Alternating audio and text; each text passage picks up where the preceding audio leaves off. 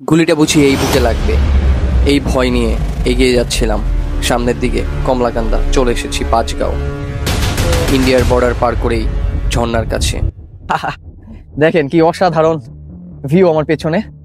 So আমি এই অসাধারণ ভিউ এবং পাহাড়ের কাছাকাছি যেতে যাচ্ছি এবং আমি চেষ্টা করব ওইখানে যাওয়ার, দেখি যতটা কাছে পারা। তো রিস্কি একটা জায়গা, পিচ্ছিল। সো এটা পার করেই আর কি আমাদেরকে সামনের দিকে যেতে হবে, পাহাড়ের দিকে। সময় দুপুর 12টা। চলে আসি পাঁচগাঁও বর্ডার।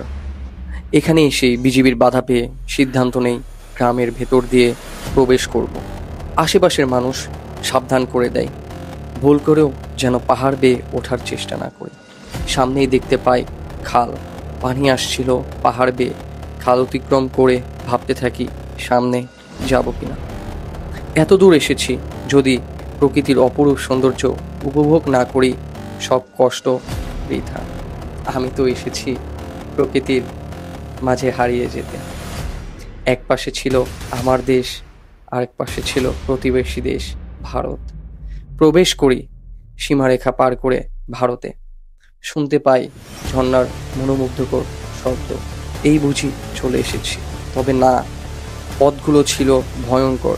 সেই ভয়ঙ্কর পথ পাড়ি দিয়ে চলে আসি সেই ঝর্ণার কাছাকাছি। এত সুন্দর ঝর্ণার পানির শব্দ হচ্ছিল, বৃষ্টি গুড়ি গুড়ি। আহা, আমার মনে প্রশান্তি এনে দেয়, এত ভালো লাগছিল। ঝর্ণার পাথরগুলো ছিল পিচ্ছিল, ভয় হচ্ছিল সাপ, জোক, পোকামাকড়ের। তবে সব ভয়কে জয় করে নিজেকে একটু প্রকৃতির পানিতে ভিজিয়ে নেই। এরপরেই সিদ্ধান্ত নেই আমার দেশকে আমি সবার সামনে তুলে ধরবো। আমার সাথে সব সময় থাকে আমার দেশের পতাকা। তো আমি এই পতাকা বের করে ফেলি আমার ব্যাগ থেকে, এবং এত ভালো লাগছিল আমার পতাকা ধরে যে আমি এত কষ্ট করে সেই ঢাকা থেকে এসেছি নেত্রকোনা, নেত্রকোনা থেকে কমলাকান্দা, কমলাকান্দা থেকে এই পাঁচগাঁও। তো আমার দেশকে আমি কি মানুষকে দেখাবো না? তো ঝর্ণার পানিতে নিজেকে বিলীন করে দিই, সব কষ্ট দূর হয়ে যায় ঝর্ণার স্রোতে।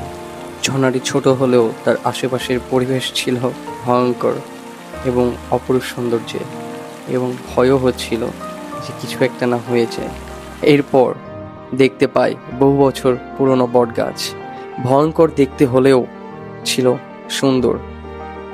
সো চলে আসি সবশেষে বাংলাদেশে। এখানে লেখা আছে সাবধান, সামনে সীমান্তবর্তী এলাকা। ভুল করেও এই সীমান্তবর্তী এলাকা অতিক্রম না করি, যেখানে গমনাগমন দণ্ডনীয় অপরাধ। তো আজ এ পর্যন্তই। সবাই সুস্থ থাকবেন, ভালো থাকবেন, দোয়া করবেন আমার জন্য। আল্লাহ হাফেজ।